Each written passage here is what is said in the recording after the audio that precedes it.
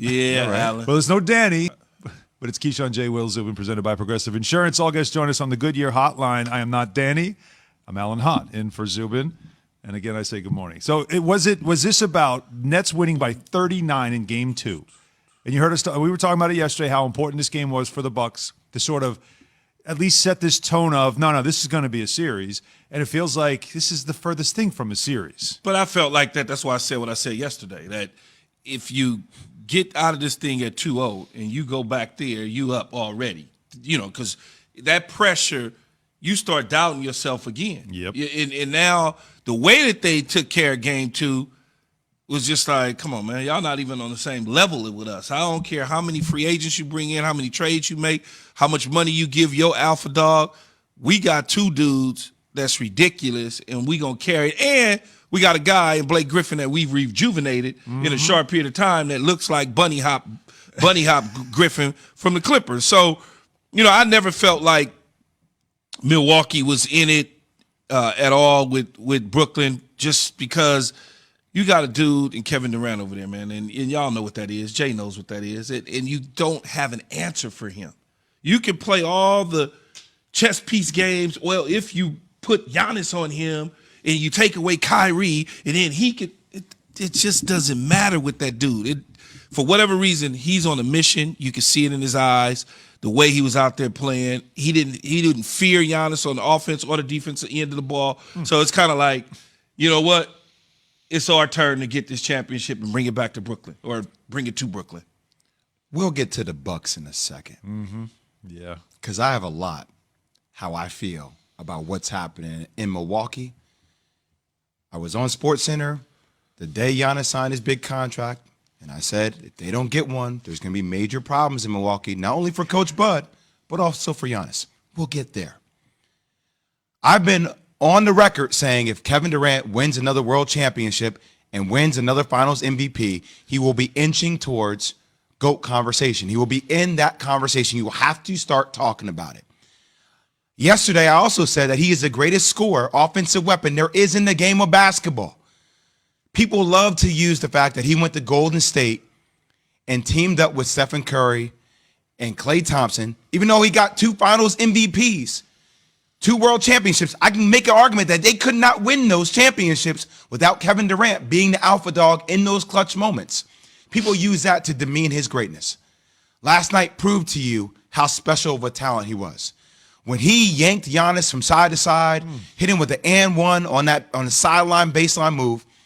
I'll tell you a story real quick. A couple years ago, we were at a holiday party for KD's business, okay? And we're all there, everybody's hanging out. And I went on TV on Get Up that day and said Giannis was destroying people in the league. And I said, you know what? When I think about Giannis, it's like AD and Kevin Durant had a baby to a degree. Size, length. I'm not saying skill set. I'm just saying the way he played, right? Gave the breakdown.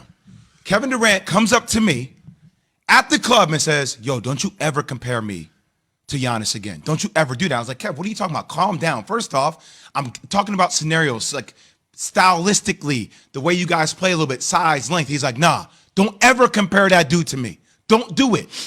I felt that in his voice at that moment, that when this matchup came up, I'm like, oh, this is a proven moment opportunity for Kevin to show everybody he's not on the same page with me.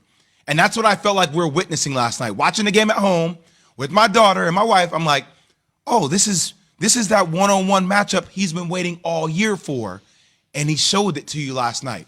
The fact they're up 2-0, they were up, what, close to 40-plus points one time, Alan? It was, I believe, 49. 49 points in the playoff game?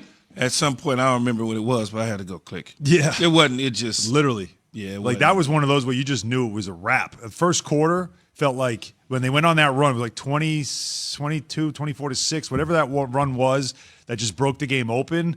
It was an absolute wrap. Alan, I say it to you again. Don't you ever compare me to that dude. Yeah. And you could tell he had that look in his eye, right? You know what kind of look sure. I'm talking about. No, Same look he had last night.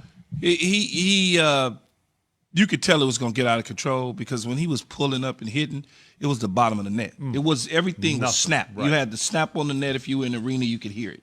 And you could tell right then there, guys in the zone, he's in a rhythm. Things are clicking the way it was. Even to the point where Kyrie, I don't remember exactly what quarter it was, but Kyrie went to the cup, and Giannis got it.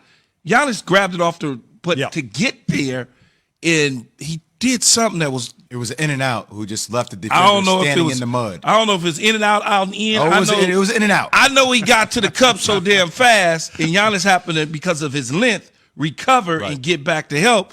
But right then and there, it's just like they ain't got no answers. They just don't. And I know a lot of people said Drew Holiday would give Kyrie some fits and teach him some things because he always plays him well.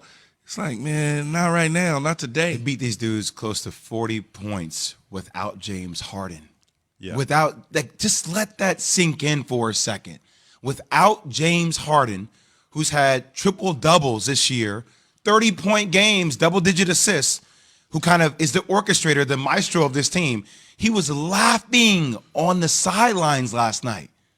He was laughing on the sidelines last night. It was just, again, it was remarkable to watch because the Bucks are a very good team. Like, it's not like this is a scrub team. It's a really good team. Regular season team. Yeah, Really good regular and season team. that's the criticism we gave of them. But where the Nets are right now with Kevin Durant and what Durant's doing, that's the story to me of the first two games and really the first 7 games. 32 points, 12 of 18 shooting. You realize he's shooting in the playoffs right now 55, 50, 91. 55 from the that's field. Not 50, 40, from 90. three. 50, That's not 50, 90. I'm greedy. And That's not 90 enough what? for me. Yeah, of I course need to not. be 65%. Now, he's averaging 32 a game. Why does this matter? Because right before his Achilles snapped in the finals. Yes. In the playoffs that year, he was averaging 32 points a game in the playoffs. So he picked up right where he left off. And that's why, and we're almost at the, I don't know if you want to call it anniversary, but of the 2 years to the date of when that injury happened for him in the NBA Finals. And Jared Greenberg of TNT thought, it's a reasonable question to ask. 2 years later, look where you are, right back where you started. KD didn't like the question. I know you worked your butt off to get to this point, but did you ever think you'd be this good? Is that a real question?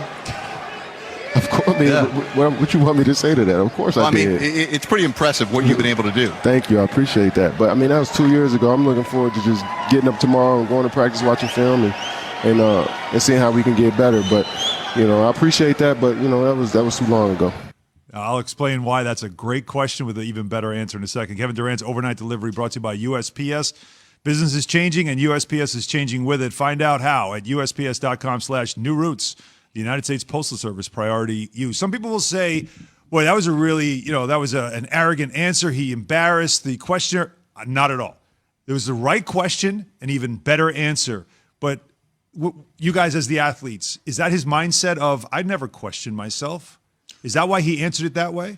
I don't know Kevin personally, so I really can't say. I just know that typically if you ask an athlete that sort of question, that's kind of the answer you're going to get because you're not going to doubt yourself, especially publicly. Mm-hmm. Maybe privately, you're like, man, it doesn't feel right, whatever the case may be. But from a public perspective, I don't think any great athlete's going to sit there and say, well, no, I really just felt like this was going to be a long road back. And no, not at all. They will never reveal that. Nah, I don't think so. Jay, worth the wait. The Nets had to wait a long time for him, but clearly at this point, worth the wait. I mean, what? A lot of people always say you are your thoughts, right? So, I mean, a great athlete like that, you're going to tell yourself, I'm going to come back to the level I was. Do you think it's realistic? Maybe not.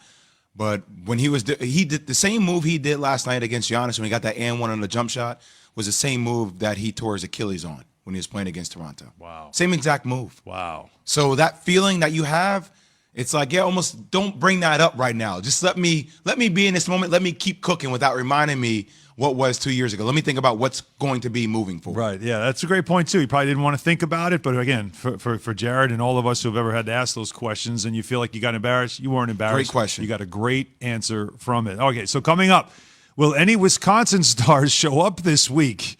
Yeah, there's more to talk about in that market, and that's after Jay has this from Granger.